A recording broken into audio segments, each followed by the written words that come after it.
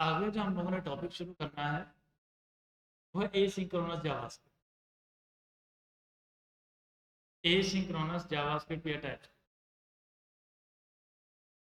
अब सिंक्रोनस और एसिंक्रोनस समझने से पहले हमें समझनी पड़ेगी लैंग्वेज से रिलेटेड।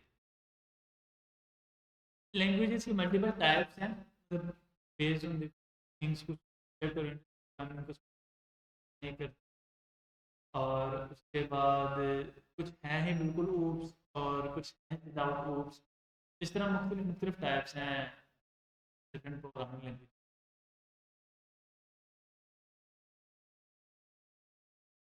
प्रोग्रामिंग लैंग्वेजेस की जो टाइप्स हैं तो हम लोग बेस्ड ऑन डिफरेंट थिंग हम लोग डिफरेंट टाइप्स में डिवाइड करते हैं।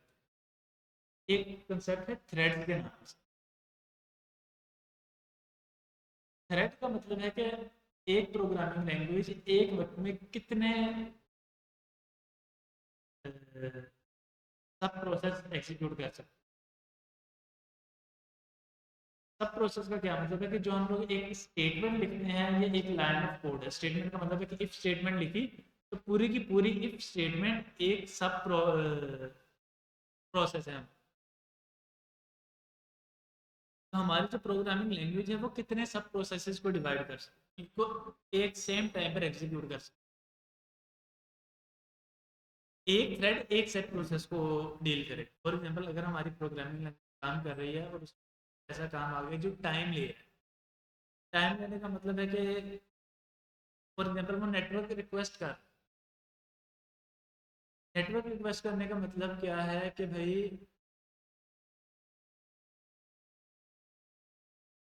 नेटवर्क रिक्वेस्ट करने का मतलब है कि मैंने यहाँ से डेटाबेस को एक्सेस किया। डेटाबेस मेरी पड़ी थी यूएस में।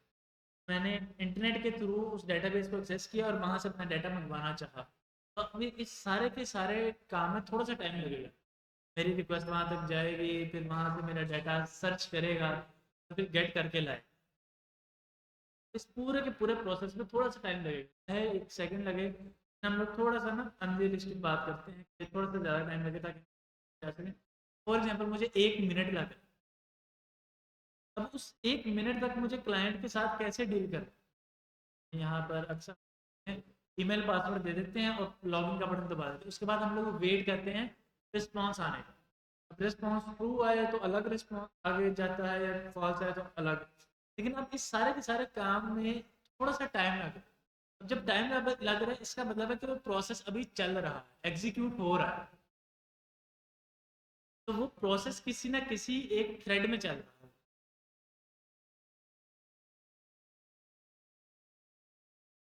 कुछ लैंग्वेजेस मल्टी थ्रेडेड है, कुछ लैंग्वेजेस सिंगल थ्रेडेड। अगर हम लोगों ने बहुत ही सादा एग्जांपल लेनी हो ना मल्टी थ्रेडिंग को, थ्रेडिंग की, तो वो हम लोग रोड से ले सकते हैं। कि अक्सर मोटरवे पे हम लोगों ने देखा है 3 लेन वाली बनी हुई है। उसमें क्या है कि 3 गाड़ियां इकट्ठे भी कर सकती हैं, जाते वक्त भी और आते वक्त।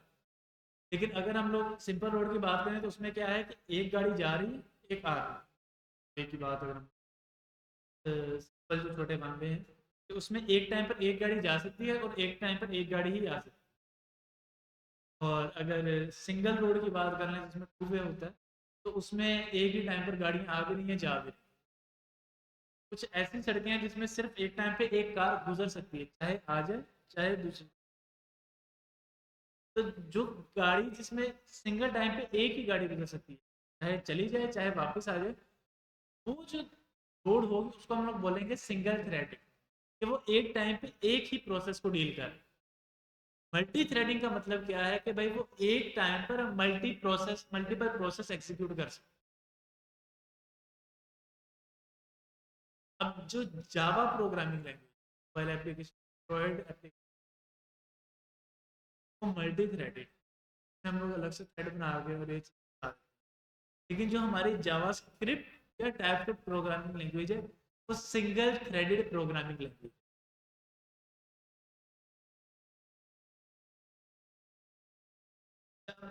सिंगल थ्रेडेड प्रोग्रामिंग लैंग्वेज है, इसका मतलब है कि ये एक टाइम पर एक ही प्रोसेस दूसरे प्रोसेस को डील नहीं करेगा। दो प्रोसेस हमें कब चलाने हैं, फॉर एग्जांपल मैं कहता हूँ कि भाई एक तरफ क्लाइंट की रिक्वेस्ट है डेटाबेस की रिक्वेस्ट है, दूसरी तरफ तुम क्लाइंट के लिए फॉरन ही लोडर चलाना शुरू कर, तो process at the same time चलाना जरूरी है। लोडिंग शो करते हो तुम क्लाइंट को और बैकएंड पे डेटाबेस को रिक्वेस्ट करते रहो। जब हमें ऐसे दो प्रोसेस या मल्टीपल प्रोसेसेस एक साथ चलाने, तब हमें थ्रेडिंग की जरूरत पड़ती है। अभी तक तो हम लोग कर रहे थे कि भाई मुझे मल्टीपल प्रोसेस चलाने, ये मेरा जो प्रोसेस है वो टाइम नहीं ले, साथ साथ कोड एग्जीक्यूट होता जा रहा है गुड टू। अब हमारा जो कोड है वो एग्जीक्यूट होने में कुछ ना कुछ टाइम लेगा। फॉर एग्जाम्पल मेरे पास एक जेसन फाइल है, ये वर्ड की फाइल है, 2000 पेजों की, 1000 पेजों की, 1000 लाइन्स की। उसमें से अगर मुझे कोई चीज़ सर्च करनी, सच्ची में कुछ ना कुछ टाइम लगेगा। टाइम तक कोड को रोक के रखना कि अगला कोड एग्जीक्यूट ना हो। तो ये सारे के सारे काम हम लोग देख रहे होंगे इस एसिंक्रोनस जावा से, भाई रोक के रखना और फिर थ्रेडिंग क्या है और ये सारी। अब कोड हमारा काम कैसे करेगा कि भाई हम लोग एप्लीकेशन बना देंगे, उस एप्लीकेशन में हमारा जो कोड है वो चल जाएगा, एग्जीक्यूट हो जाएगा। चूंकि जावास्क्रिप्ट सिंगल थ्रेडेड लैंग्वेज है, दो प्रोसेसेस को एक एट द सेम टाइम नहीं देख सकती, तो हम इसके अंदर ऐसे टास्क कैसे करेंगे जो कोड को रोके और दूसरा टास्क चलाए। तो ये काम हम लोग जावास्क्रिप्ट प्रोग्रामिंग लैंग्वेज के थ्रू नहीं बल्कि इसके कंपाइलर के थ्रू कर रहे हैं। मैं वीडियो अक्सर शेयर करता हूँ, but the hack is event loop.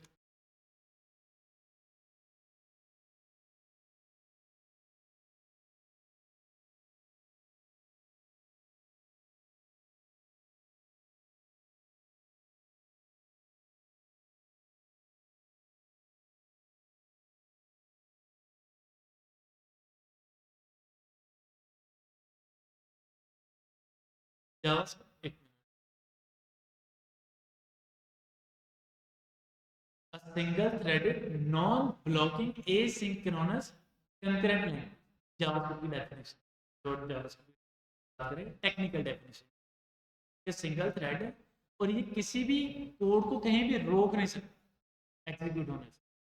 अब फॉर एग्जाम्पल मैंने एक एप्लीकेशन बनाई, कोड लिखा कि अगर यूजर सक्सेसफुली लॉग इन हो जाता है तो उसको किसी दूसरे पेज पर शिफ्ट कर, तो अब जब तक यूजर लॉग इन नहीं हो रहा तब तक वो उस पेज पर जाना नहीं चाहिए, कोड को नीचे वाले हिस्से को ब्लॉक करना ही पड़े। लेकिन जावास्क्रिप्ट के अंदर बिल्ट इन ये फीचर मौजूद नहीं है, कंपाइलर के थ्रू ये काम करना पड़ेगा। ये हमारे ब्राउजर्स ये काम कर रहे हैं, चीज को ब्लॉक करके रखना, वो ये काम हमारे सारे के सारे ब्राउजर्स करते हैं। ब्राउजर्स कैसे कर रहे हैं, यहाँ पर एक वो डायग्राम।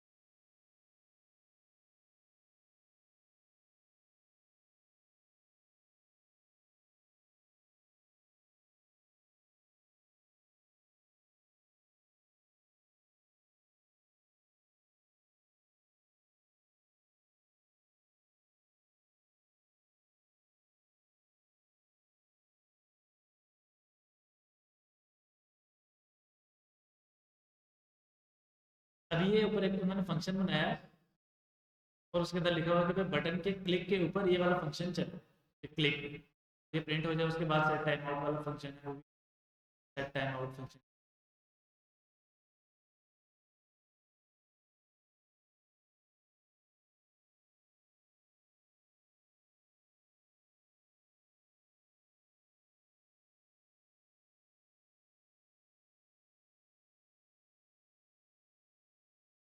अब ये कोड एग्जीक्यूट कैसे हो रहा है कि जैसे ही वो बटन पे क्लिक करते हैं सबसे पहले ये वाला बटन चला, और वेब एपीआई क्या है, जो हमारे ब्राउजर के अंदर हमारा कंपाइलर का जो सीक्वेंस है कोड को एग्जीक्यूट कर रहे हैं, उसके पास जो रिक्वेस्ट जा रही है कि ये वाला एक सब प्रोसेस है, इसको तुम डील करो, वो वेब एपीआई।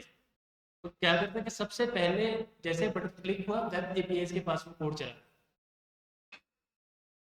और हमारा एक स्टैक बनता जाता है। स्टैक क्या है कि हमें सबसे पहले जो काम हुआ, उसके बाद जो काम होगा, इसी तरह पूरा का पूरा एक स्टैक बनता जाएगा जो हमारा कोड एग्जीक्यूट हो। ये हमारा नॉर्मली कोड हमारा ऐसे एग्जीक्यूट होता है बैकएंड पर।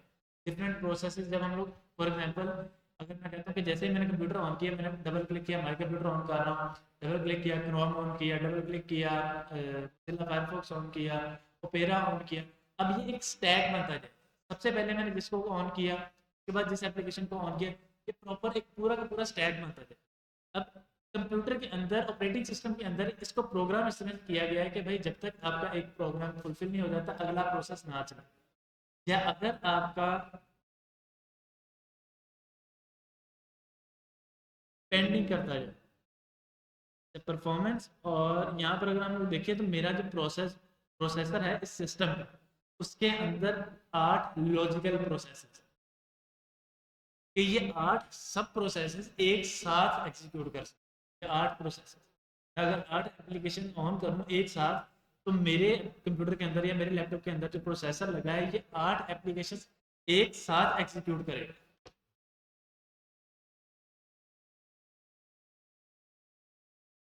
हर प्रोसेसर की अपने अपनी कैपेबिलिटीज है, ये 8 प्रोसेसर एक साथ एग्जीक्यूट करके देगा।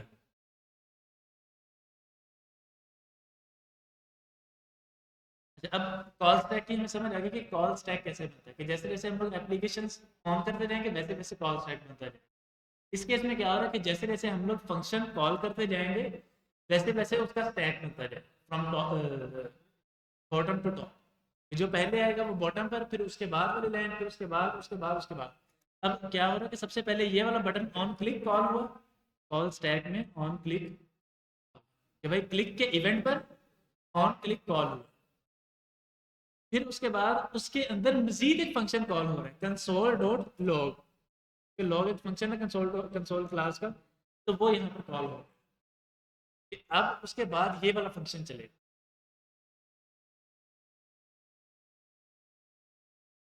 इसको, इस फंक्शन चलने को जितना टाइम लगा, फंक्शन एग्जीक्यूट हुआ और गुड टू गो, ये फंक्शन खत्म।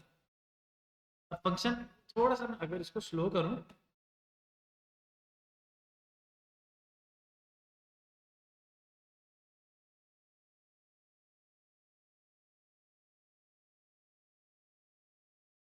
हाँ, अब जैसे सबसे पहले क्लिक हुआ, बटन के ऑन क्लिक के ऊपर, वो स्टैक में हमारा फंक्शन लोड हो गया, तो ये वाला फंक्शन अब मैंने कॉल कर।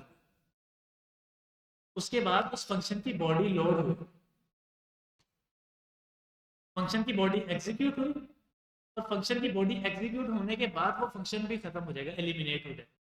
क्योंकि फंक्शन के अंदर वाला कोड पहले एग्जीक्यूट होगा, उसके बाद फंक्शन एलिमिनेट होगा। कोड इस तरह एग्जीक्यूट हो रहा है ना, फॉर एग्जांपल बटन के ऊपर मैंने क्लिक किया, बटन के ऊपर क्लिक करने के बाद जो कोड था वो इस लाइन नंबर 3 के पास आ गया, जो कंट्रोल था। कंट्रोल आने के बाद ये जो ऑन क्लिक फंक्शन था, ये कॉल स्टैक या हमारी मेमोरी में जाके लोड हो गया कि भाई ये वाला फंक्शन मुझे एग्जीक्यूट करना। उस फंक्शन को एग्जीक्यूट करने के बाद उसने उसकी बॉडी का कोड एग्जीक्यूट करना शुरू कर दिया। 1 लाइन का था, 10 लाइन का था, 100 लाइन का था, 50 लाइन का था, सारा का सारा कोड एग्जीक्यूट किया। उसके बाद से पता लगा कि भाई ये फंक्शन खत्म हो गया, इसका कोड खत्म हो गया, ब्लॉक खत्म हो गया। अब वो उस फंक्शन को भी एलिमिनेट कर दे।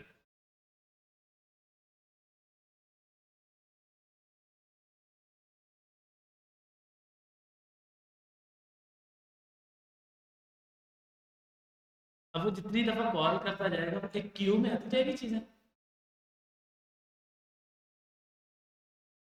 क्यू से वो जाएंगी इधर वेब एपीआई, वेब एपीआई से इस कॉल स्टैक में एक दफा, दूसरी दफा। अब कॉल स्टैक में वो सारी की सारी चीजें जो हम लोग लोड कर रहे हैं वो चलती जाएंगी। अब कॉल स्टैक फिल होने के बाद एक क्यू बनती जाती है। फॉर एग्जांपल अगर हमारे पास 8 प्रोसेसर है, और मैं वहाँ पर प्रोसेस चला देता हूँ 12, तो 8 तो मेरे चल रहे हैं, जो 4 है वो एक क्यू बन जाएगी कि कोई भी प्रोसेसर फ्री होगा वहां पर मैं इस कोड को एग्जीक्यूट करता हूँ। 2 प्रोसेसर फ्री होंगे, 2 प्रोसेसर एग्जीक्यूट होंगे। इसी तरह एक पूरी की पूरी क्यू बन जाती है जब हम प्रोसेस को लोड करते हैं।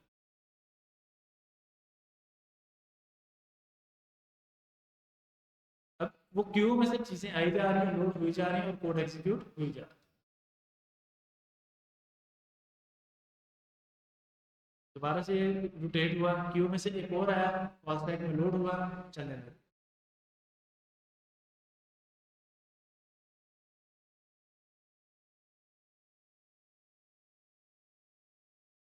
अच्छा, अब हमें इतना तो समझ आ गया कि भाई हमारा कोड एग्जीक्यूट कैसे हो रहा होता है बैक एंड पे। थोड़ी सी टेक्निकल चीज है, लेकिन आहिस्ता आहिस्ता चीजें जाएंगी। पहले वेब एक पूरी की पूरी क्यू बनती है, उस क्यू से चीज लोड होगी वेब एपीआई में, वेब एपीआई उसको कॉल स्टैक में भेजेगी, कॉल स्टैक से वो प्रोसेसर में जाके लोड होकर एग्जीक्यूट हो जाएगा। जैसे ही एग्जीक्यूट हो जाएगा दोबारा से हमारी कॉल बैक क्यू में जाएगा कि भाई कहीं और कोई चीज़ तो नहीं पड़ी इस कॉल बैक क्यू में। फिर उस क्यू से आगे वेब एपीआई से आगे कॉल्स। इस तरह ये पूरा का पूरा फ्लो एग्जीक्यूट होता है। ये तब तक एग्जीक्यूट होता रहेगा जब तक हमारी कॉल बैक क्यू फ्री नहीं हो जाती।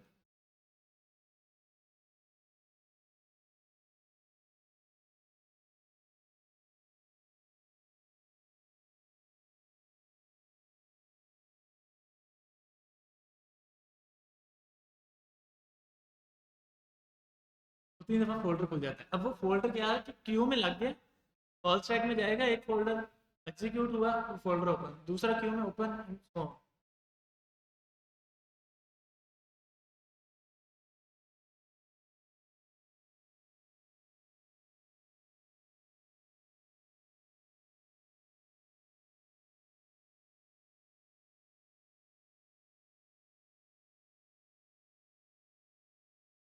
मल्टीपल क्लिक किया तो मल्टीपल फाइल्स उसने ओपन कर।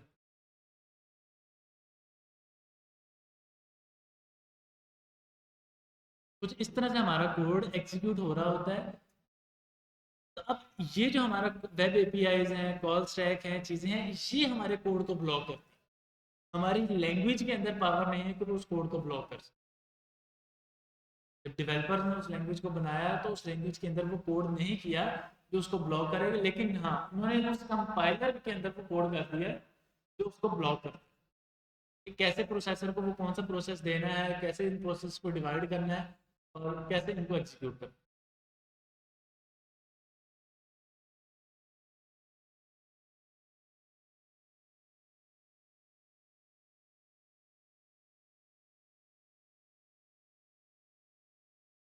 अच्छा, के ऊपर दोबारा अब हम लोग थोड़ी सी एक चीज़ समझने की कोशिश करेंगे।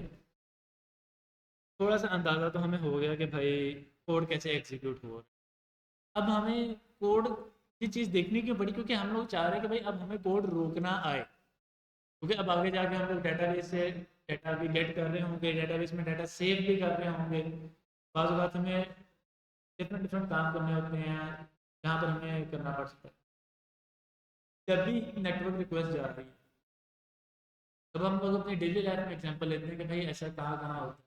जब हम लोग कहीं लॉग इन कर रहे हैं, साइन अप कर रहे हैं, या अगर मैंने कोई बैंक ट्रांजेक्शन की है तो बैंक ट्रांजेक्शन होने में थोड़ा बहुत टाइम लगता है। वो उस टाइम तक उसका वेट करना। फिर उसके बाद अगर मैंने कोई चीज़ बाय की है तो उस बाय पे तो शिपिंग रेट कैलकुलेट कर रहा है। अगर मैंने कहीं इंटरनेशनली मंगवाई है, दुबई से कोई चीज़ मंगवा रहा हूँ या चाइना से कोई चीज़ मंगवा रहा हूँ, तो उसके फिर शिपिंग कॉस्ट प्लस टैक्सेस वगैरह कैलकुलेट करना, एंड सो ऑन, ये सारी की सारी चीज़ें। फिर अगर हम लोग इधर जाके कुछ सर्च करते हैं, गूगल मैप पर कोई लोकेशन सर्च करते हैं, तो गूगल मैप उसके ऊपर लोडिंग लगाता है कि भाई ये मैं सर्च कर रहा हूँ पूरी की पूरी दुनिया में से इतना सा हिस्सा है, इतना पोर्शन जो आपने सर्च किया है। तो ये काम करने के लिए हमें कहीं ना कहीं कोड को रोकना पड़ता है। तो कोड को रोकने के ना मल्टीपल तरीके हैं।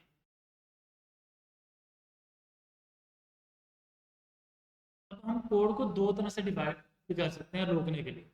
एक, फिक्स अमाउंट ऑफ टाइम के लिए हम लोग कोड को रोकेंगे।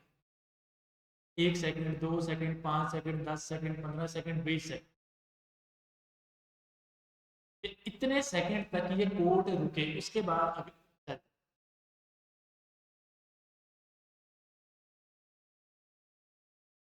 और दूसरा हमारे पास है कि भाई ये कोड रुका रहे जब तक ये वाला प्रोसेस पूरा नहीं हो जाता।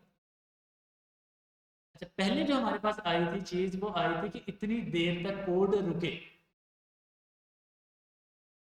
जब इतनी देर तक कोड रुके तो इसके लिए हमें बिल्ट इन फंक्शन मिला एक सेट टाइम आउट का।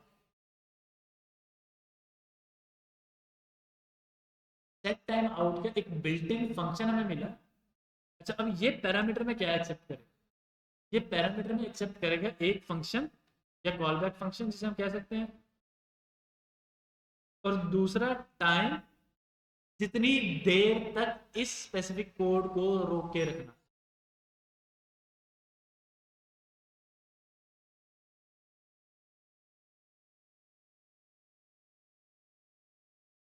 अब फंक्शन फंक्शन पास करना तो हम लोगों ने सीख लिया। फंक्शन पास करना हम लोगों ने मैथ में देख लिया कि फंक्शन कैसे करना है, फिल्टर में, फॉर ईच में। तो अब हमें अंदाजा हो गया कि फंक्शन के पैरामीटर में फंक्शन कैसे पास करना। उसमें तो नहीं किसी को कोई प्रॉब्लम, एग्जैक्टली सिंटैक्स लिखना। अच्छा, अब मैंने क्या किया है कि सेट टाइम आउट और सिंपल जो एरो फंक्शन का सिंटैक्स था वो लिख दिया, और उसको यहाँ पर मैं कंसोल करवा रहा हूँ। Console dot log this will be printed late.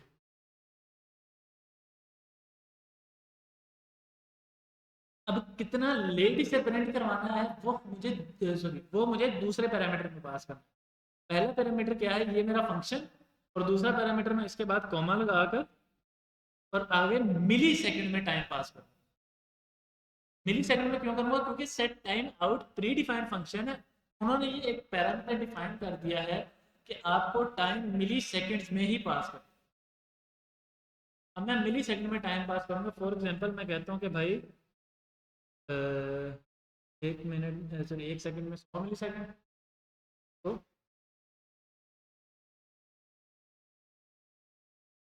5000, sorry, 1000 milli second. एक सेकंड के अंदर 1000 मिली सेकंड आ जाएंगे। और मैं कहता हूँ कि ये जो कोड है ये 5 सेकंड के बाद एग्जीक्यूट हो।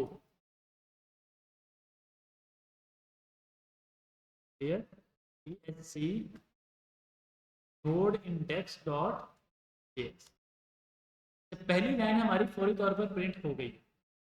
दूसरी लाइन प्रिंट होने में 5 सेकंड ले।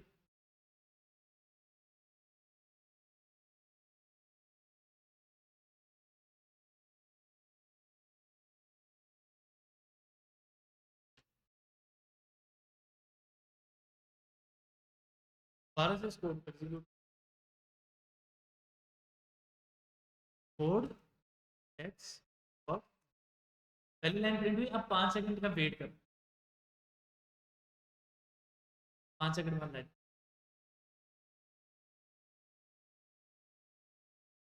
अब एग्जैक्टली हो क्या रहा है, चीजें एग्जीक्यूट कैसे हो रही हैं, वो हम लोग अभी देख।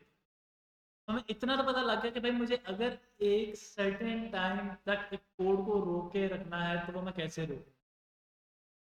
सेट टाइम आउट का फंक्शन, उस फंक्शन के पैरामीटर में मुझे एक फंक्शन पास करना है। उस फंक्शन के अंदर मैं वो कोड लिख दूंगा कि जो मुझे रोक के रखना, कि भाई ये वाला कोड ना चले। कितनी देर तक रोक के रखना है वो सेकंड पैरामीटर में आता है।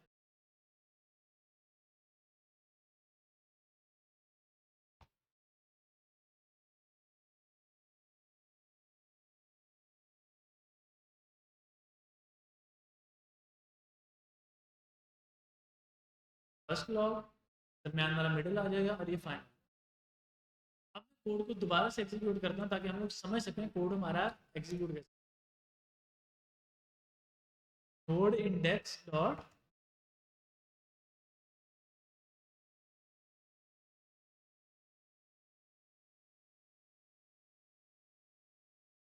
अब अगर हम लोग गौर करें तो हमने कोड कैसे किया था। First log this will be printed late, और फाइनल लॉग। अगर आपको कोड शो करवाऊं तो कोड कैसे शो हो रहा है, फर्स्ट प्रिंटेड लेट, फाइनल।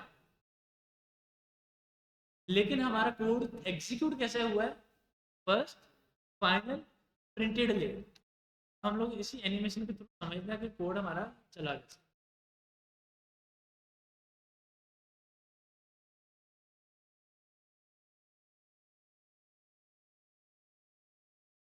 मैं इस वीडियो का लिंक ग्रुप में भी शेयर कर दूंगा ताकि बाद में भी आप लोग देख। अगर आप गूगल पे भी सर्च करेंगे ना व्हाट द हेक इज, अच्छा, सबसे पहले उसने कोड को एग्जीक्यूट किया। कोड एग्जीक्यूट होते सार ही सबसे पहला जो फंक्शन था कंसोल डॉट लॉग स्टार्टेड, और टॉप पर आ रहा है कंसोल डॉट लॉग स्टार्टेड, नहीं हो रहा। अच्छा, कंसोल डॉट लॉग स्टार्टेड जो टॉप राइट कॉर्नर पर आ रहा है, टॉप राइट कॉर्नर पर आ रहा है, सबसे पहले वो कॉल स्टैक में गया और एग्जीक्यूट हो। फिर ये बटन पे क्लिक वाला कोड गया और एग्जीक्यूट हो गया। अब ये एग्जीक्यूट होके वेब एपीआई में क्यों चला गया, क्योंकि ये बटन एग्जीक्यूट होना है बटन के क्लिक के ऊपर। अब वो वेट करेगा कि बटन के ऊपर क्लिक हो, फिर उसके बाद ये वाला कोड कॉल स्टैक में आ जाएगा। ये फंक्शन क्या कर रहा है कि भाई एक फंक्शन है, उस फंक्शन को हमने 5 सेकंड के बाद एग्जीक्यूट करना है, और वो कंसोल करेगा 5 सेकंड के बाद टाइम आउट फिनिश्ड। तो ये लोड होने के बाद इसी तरह कॉल स्टैक से वेब एपीआई में चला,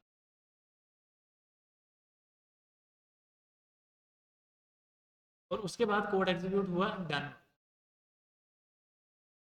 जो कोड वेब एपीआई में, वो वेब एपीआई में इंतजार कर रहा है अपने टाइम के पूरा होने। ये उन्होंने साथ में एक प्रोग्रेस बार भी लगाई।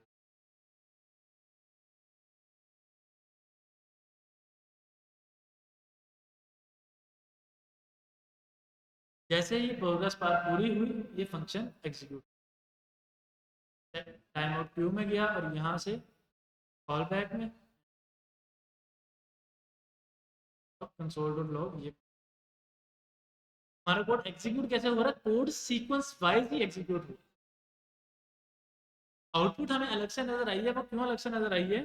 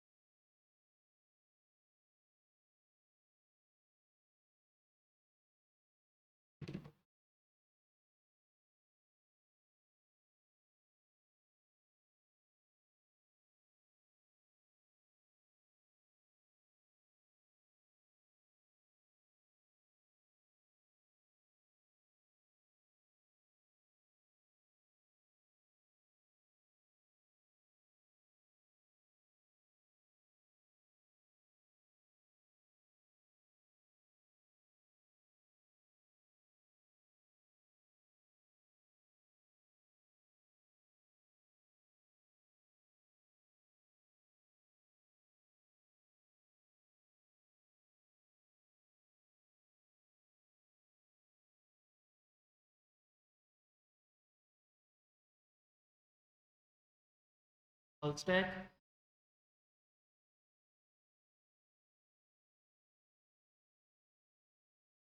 रिकॉर्डिंग, रिकॉर्डिंग मैंने दोबारा मुझे पता है क्योंकि मुझे भी बड़ी मुश्किल।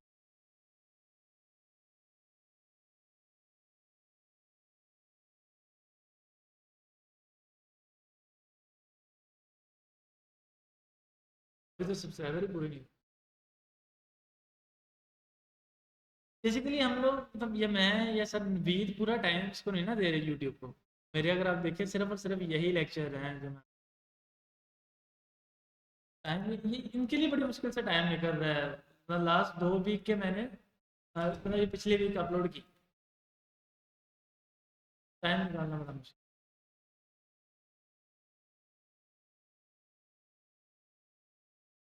नहीं वो भी साथ साथ अपलोड हो रहे हैं, पिछले वीक अपलोड किए हैं।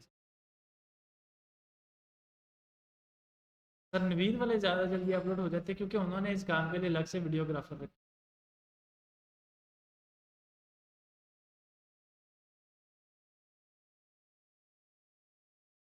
अब हमारा कोड कैसे एग्जीक्यूट होगा, console dot log first log आएगा इस call back sorry call stack में। फर्स्ट लॉग आया, फर्स्ट लॉग एग्जीक्यूट हुआ और यहीं पर ही ख़त्म हो गया। उसके बाद हमारा कोड आएगा ये वाला सेट टाइम आउट, सीधा call back. Set time out वाला आया। अब चूंकि सेट टाइम आउट वाले कोड में थोड़ी सी वेटिंग लगी हुई, 5 सेकंड की, 10 सेकंड की, 15 सेकंड की, 20 सेकंड की, 50 सेकंड की, 1 मिनट की, 10 मिनट की, जितनी भी हम लोग वेटिंग लगा लें, तो कुछ ना कुछ वेटिंग लगी हुई थी इस स्पेसिफिक फंक्शन पे। इस स्पेसिफिक फंक्शन पर ये सेट टाइम आउट वाले, उसने क्या किया कि इसको वेब एपीआई के पास भेज दिया कि भाई यहाँ पर रहकर तुम वेट करो। तो वेब एपीआई एक तरह से वेटिंग एरिया।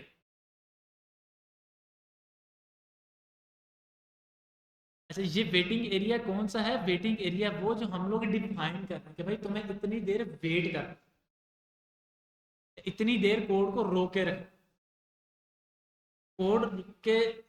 और उसके बाद हमारा ये वाला कोड आया कॉल स्टैक में फौरी तौर पर। तीनों कोड बारी बारी चल रहे, कोड में कहीं भी स्टॉपेज नहीं है, कोड कहीं भी रुकेगा। सबसे पहले ये वाली लाइन एग्जीक्यूट हुई, ये वाली स्टेटमेंट एग्जीक्यूट हुई और उसके बाद ये वाली लाइन एग्जीक्यूट हुई। कोड कहीं भी रुका नहीं, जो कि हमारी जावास्क्रिप्ट की डेफिनेशन भी है कि single threaded non blocking synchronous programming language. Compiler रोक रहे हैं, वेब एपीआई रोक रही हैं जो कि हमारे कंपाइलर के अंदर या ब्राउजर के अंदर डिफाइन, जावास्क्रिप्ट के अंदर कहीं। तीन कोड बारी बारी आएंगे, सबसे पहले स्टार्टेड या स्टार्टिंग लॉग, फर्स्ट लॉग, फिर प्रिंटेड लेट वाला या सेट टाइम आउट वाला, और उसके बाद लास्ट या फाइनल लॉग। ये तीनों बारी बारी आएंगे, कहीं भी स्टॉपेज नहीं है। स्टॉपिंग कहाँ आएगी, जैसे वो सेट टाइम आउट वाला कॉल स्टैक में आएगा वो उसको फौरन ही इस वेटिंग एरिया में भेज देगा कि भाई तुमने इस वेटिंग एरिया में या वेब एपीआईज में भेज देगा कि तुमने यहाँ पर वेट कर 5 सेकंड, 10 सेकंड, 15 सेकंड। अब वो वेट कौन सा वेट है, जिस स्पेसिफिक वेट वो है कि उसको हमने बताया कि तुमने अब कोड एग्जीक्यूट होने से इतनी देर रोक के रखना। जब वो 5 सेकंड उसके पूरे हो जाएंगे, उस 5 सेकंड पूरे होने के बाद वो आएगा इस कॉल बैक क्यू में। अब वेब एपीआई से कॉल बैक क्यू में क्यों आएगा, वो यहाँ पर आके चेक करेगा कि भाई मेरा जो वेटिंग एरिया था, ये वेटिंग पीरियड था, वो हो गया। अब मैं जाके चेक करना है कि भाई मेरे प्रोसेसर फ्री मिलेगा या नहीं मिलेगा। अगर उसको प्रोसेसर फ्री मिल गया तो फिर तो वो फौरी कॉल बैक क्यू से निकलेगा और कॉल स्टैक में चला जाएगा। अगर प्रोसेसर फ्री नहीं मिल रहा है तो फिर वो दोबारा से कॉल बैक क्यू में आ जाए।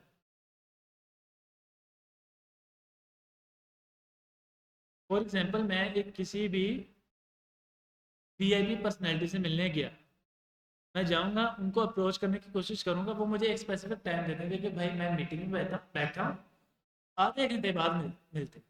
उनके ऑफिस में, घर पे, या जहाँ भी मैं किसी ना किसी वेटिंग एरिया में जाके बैठ गया।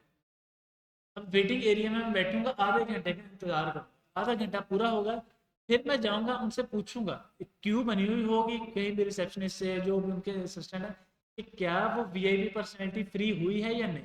अगर तो फ्री होगी फिर मैं जाकर उनसे मिल सकता हूँ, वरना मैं इस क्यू में वेट करूँ, क्योंकि उन्होंने जो मुझे टाइम दिया था आधा घंटा, वो पूरा हो गया। इसका मतलब है कि meeting is about to end, बस अब मुझे उनसे मिलना है। तो मैं इसलिए क्यू में वेट करूंगा, ना कि web API.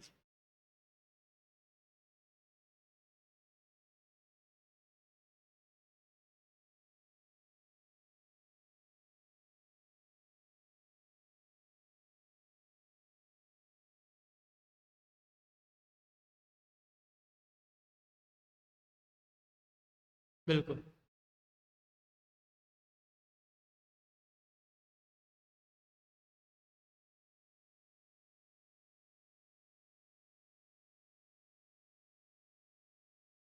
Final log, final log के बाद अब वो वेट कर रहा है 5 सेकंड, 5 सेकंड के बाद उसने वो चेक किया और फिर वो प्रिंट।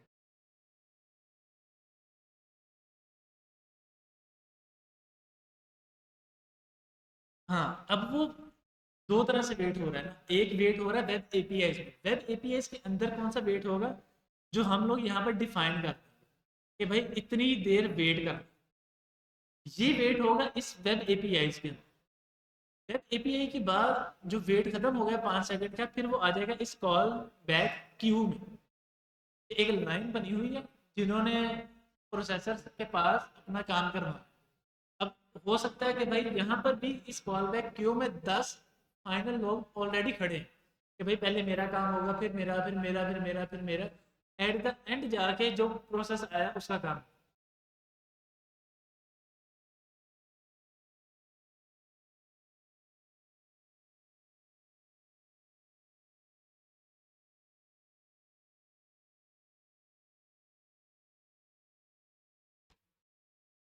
ये अगर मैं आपका वाला जो क्वेश्चन है उसको मजीद करना चाहूँ, 0 मिली सेकेंड वेट कर। ये एक इंटरव्यू क्वेश्चन भी है, और मैं एंड वाले फाइनल लोग थोड़े कम करूँ ताकि चीज़ें हमें समझ।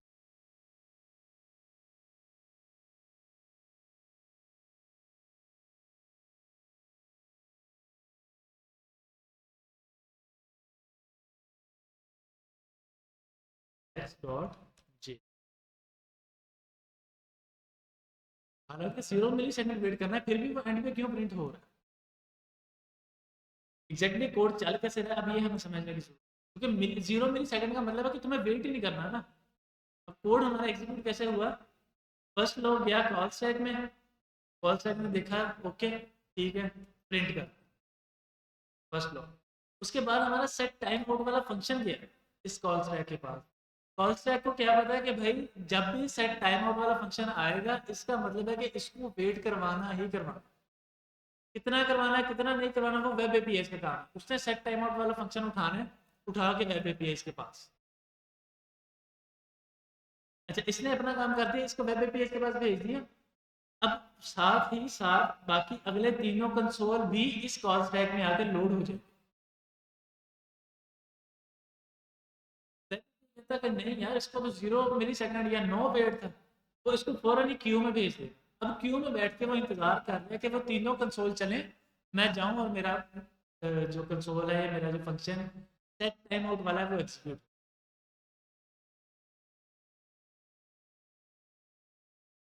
बिल्कुल। हाँ, 0 देने के बावजूद भी तो ये एक इंटरव्यू क्वेश्चन भी है कि अगर हम लोग इसको वेट ही ना करवाएं तो वो क्या करेगा। अगर जावास्क्रिप्ट के टाइपस्क्रिप्ट का इंटरव्यू दे रहा है तो उसको ये क्वेश्चन पूछा जा सकता है।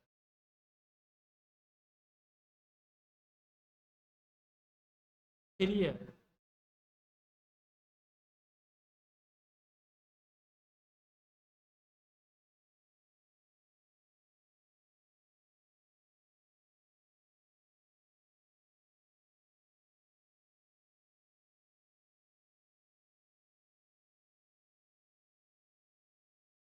अब इसी का एक सिस्टर फंक्शन है या कजन फंक्शन है जिसको हम बोल देते हैं, वो है सेट इंटरवल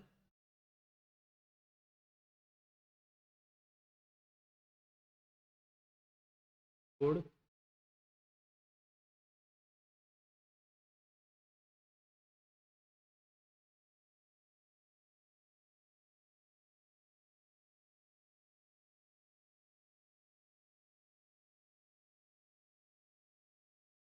अच्छा, अब दोनों फंक्शन में हमें डिफरेंस को चेक करना है कि दोनों फंक्शन में डिफरेंस क्या है।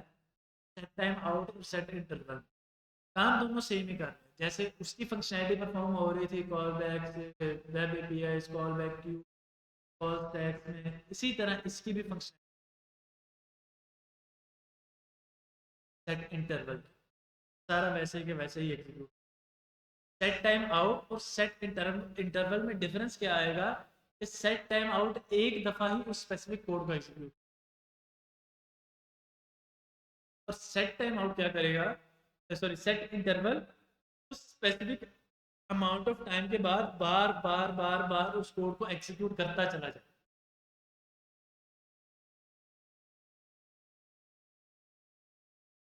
तो, तो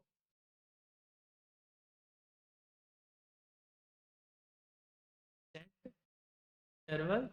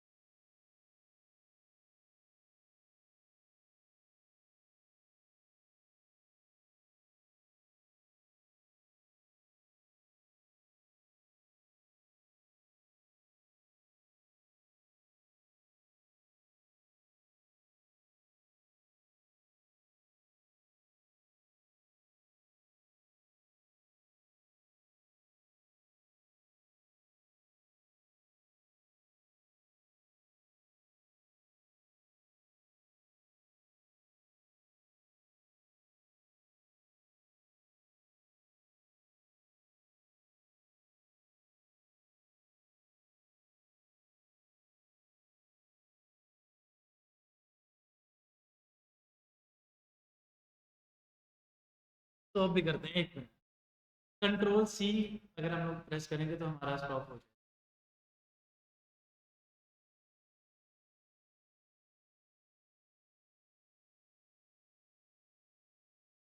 1000 टाइम्स नहीं, एक 1000 का मतलब है कि 1000 मिली सेकेंड, एक सेकंड के अंदर 1000 मिली सेकेंड होंगे ना, 1000 मिली सेकेंड के बाद ये प्रिंट होगा। कितनी दफा प्रिंट होगा? इनफाइनाइट टाइम, चलता चला जाए। वो अभी हम लोग देखते हैं, E S C node index dot पहले 4 प्रिंट हो गए, अब 1 सेकंड के बाद वो होता है। अगर किसी ने इसको स्टॉप करना है तो कंट्रोल सी प्रेस करेंगे तो हमारे स्टॉप हो।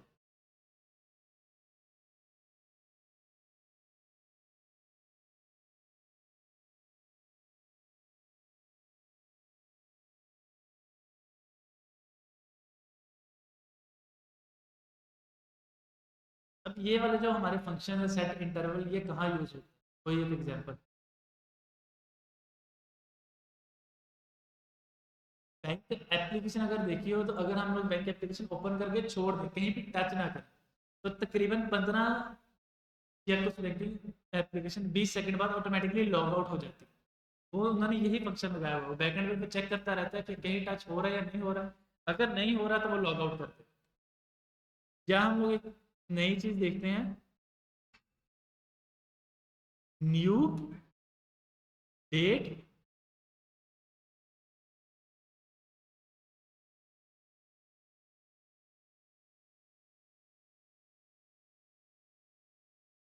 अच्छा, बेसिकली अभी हम सिर्फ और सिर्फ इसी सिंटैक्स को याद कर लेंगे, क्योंकि आगे जाके हम लोग जब पढ़ेंगे ऑब्जेक्ट ओरिएंटेड प्रोग्रामिंग, तब हम लोग इस सिंटैक्स को समझेंगे कि भाई ये सिंटैक्स एग्जैक्टली वर्क कैसे करता है।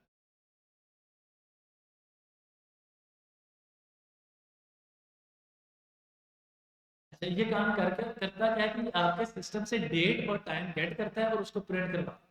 अब यहाँ पर अगर हम देखें तो हमारा 1 सेकंड के बाद प्रिंट होगा, 24, 25, 26, 27, 28, 29, 30, 31। अब ये डेट और टाइम मेरे सिस्टम से उसने गेट कर लिया और वो मुझे शो कर कि 2024 6 तारीख, दूसरा सॉरी 6 मंथ 2 तारीख है, और दिस इज दिस टाइम हुआ।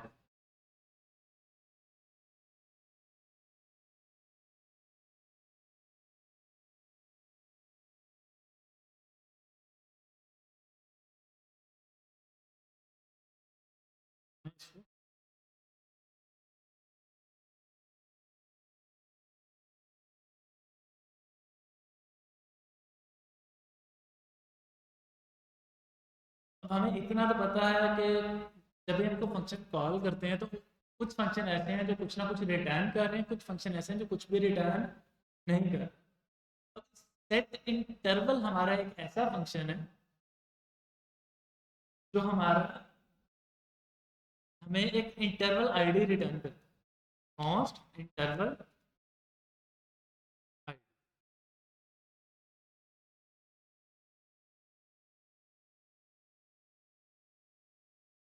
और इस इंटरवल आईडी को हम पास करेंगे, एक फंक्शन आता है क्लियर इंटरवल के अंदर। इंटरवल आईडी मिल गई, उस फंक्शन को हम लोग पास कर देंगे क्लियर इंटरवल। इससे क्या होगा कि इससे हमारा कोड एग्जीक्यूट बार बार होना बंद हो जाएगा।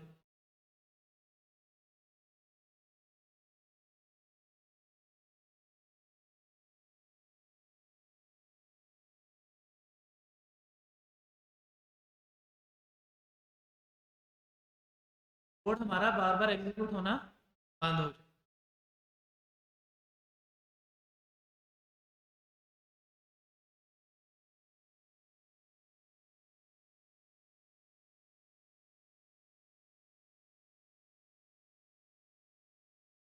एक दफा एग्जीक्यूट हुआ हमारा कोड, उसके बाद एग्जीक्यूट बंद।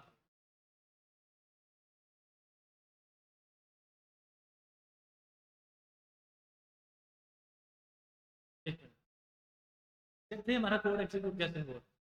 इंटरवल इंटरवल के अंदर ये फंक्शन लोड हुआ, और इस इंटरवल की कोई ना कोई आईडी थी जो हमें रिटर्न में मिल गई। मैंने वही आईडी उठाई और इस फंक्शन को पास कर दी कि भाई ये वाला फंक्शन तुमने क्लियर कर दे।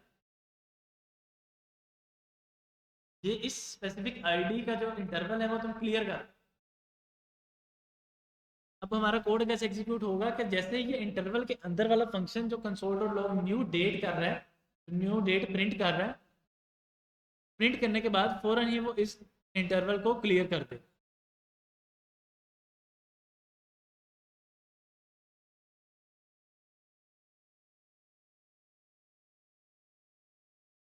हाँ, इस फंक्शन का काम है कि अब उस लूप को ब्रेक कर दे। तो बार बार हो रहा है तो लूप है, उस लूप को ब्रेक कर। अब हम लोग ऐसे नहीं करते कि भाई एक ही पहली दफ़ा में ही बंद कर दें, क्योंकि अगर हमें पहली दफ़ा में ही बंद करना था तो फिर हम सेट टाइम आउट ही यूज़ कर लें। हम लोग इसके लिए डिफरेंट डिफरेंट कंडीशंस लगा सकते हैं। फॉर एग्जांपल मैं एक वेरिएबल बना लेता हूँ, let I is equal to 0। यहाँ एक मान चला लेते हैं आई प्लस प्लस, कह देता हूँ इफ आई इज, अब ये कोड थोड़ा सा मतलब लूप वाला, अगर याद है किसी को कुछ तो हम लोगों ने कुछ इसी तरह से किया, वाइल लूप की तरह बिल्कुल। कोड कैसे एग्जीक्यूट होगा, वेरिएबल डिफाइन हो गया, उसके बाद इंटरवल डिफाइन हो गया।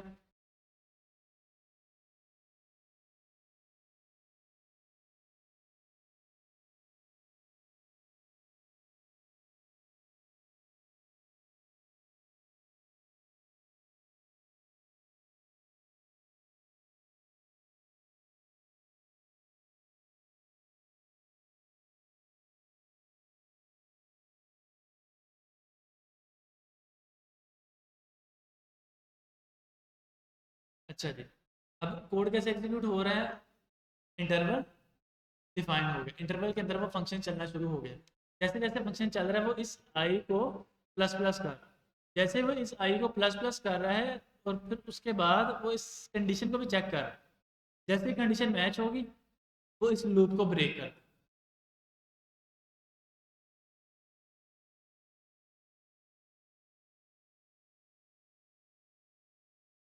एक, दो, तीन।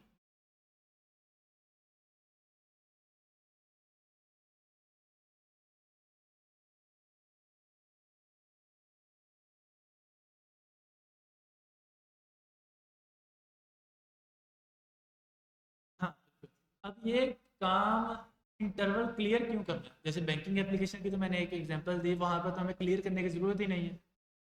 क्लियर करना है फॉर एग्जांपल हम एक एनी अगर किसी ने वो एप्लीकेशन देखी हो, एप्लीकेशन आजकल आ रही हैं होम जिम की, without no equipment home gym, और ये वो उनमें डिफरेंट डिफरेंट एनिमेशन लगी होती हैं, पुश की और इसकी और पुशअप्स की, इसकी उसकी, उसमें भी हम लोग ये एनिमेशन लाइक एक बनी थी मेडिकल की, कि मेडिकल या योगा टाइप करके क्या था कि उस बंदे के साथ इसमें एनिमेशन लगी थी कि आप पहले 30 सेकंड तक सांस इनहेल करो, फिर उसको 30 सेकंड का भी मतलब अच्छी अमाउंट ऑफ टाइम तक इनहेल करो, फिर एक्सहेल करो डीप ब्रीथिंग करने के लिए ना।